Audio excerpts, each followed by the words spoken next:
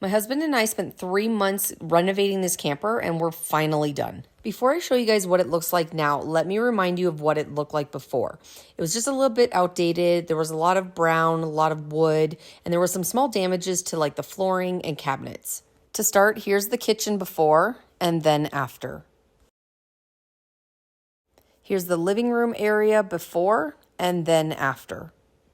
Here's our bathroom sink area before and after. The master bedroom before and after.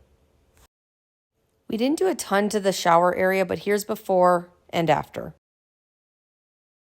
This is the main entrance of the camper, moving over into the living room, so before, and then you can see what it looks like after.